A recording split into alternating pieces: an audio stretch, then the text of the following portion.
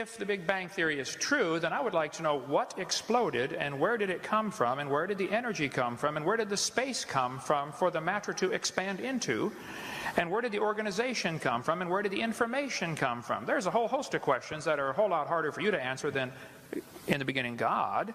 Where's information come from? This universe is not just random molecules circulating around. I mean, it carries information. Just like a book is so much more than ink on a paper. It carries information. And the DNA is more than just chemicals. It's information. So the evolutionist never answers the question, where did this information come from? Where did the energy come from? Where did the matter itself come from? And you gripe about my belief. I believe by faith in the beginning God. I know, I admit I don't understand that. But you believe hundreds of things by faith. You don't even understand that you're believing by faith. You think matter is either eternal or can create itself. What's the two choices? How did matter get here? The world is here.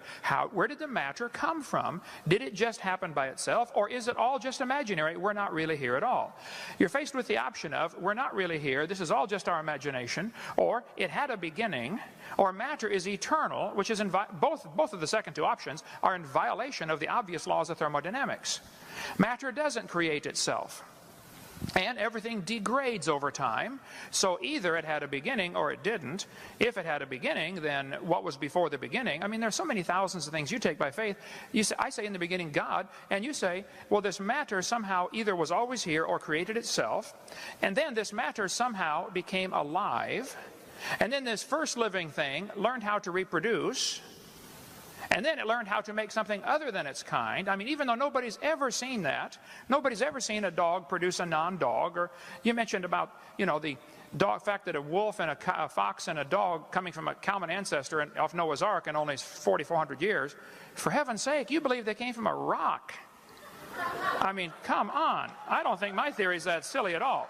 So, if my answer to your question is still the same, I believe in the beginning God. I do take that by faith. Here's the major difference that I don't think you're going to understand. I admit mine is a religion.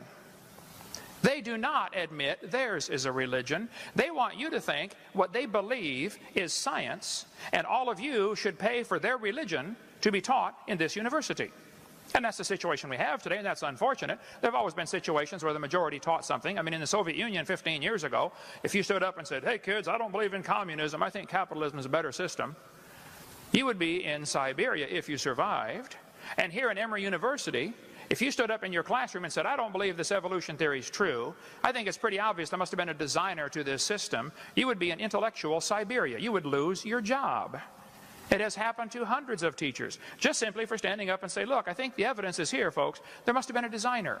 If I asked you to explain how computers came to be, but you cannot use man as your answer, I only want a purely naturalistic explanation for the origin of computers. Purely naturalistic. The answer has to lie within the computer. How did these molecules get together? How did this data get together? How did these plastic molecules come together and the different silicone chips? How did it happen? Your answer has to lie in the computer. I've already eliminated the only obvious answer to the problem at the beginning by my definition. They're trying to eliminate the only logical answer to the question by their definition of science. They want to define science as things that we can observe and test and demonstrate the natural world. Okay, well then that eliminates both evolution and creation. Both are unobserved. We don't see anything change. We don't see anything created from nothing. Here's the problem. Both creation and evolution are religious. I admit mine's a religion. They don't admit theirs is a religion. And all of us are paying for their religion to be taught in the school system. And I, for one, resent that. So my answer is still the same. God did it.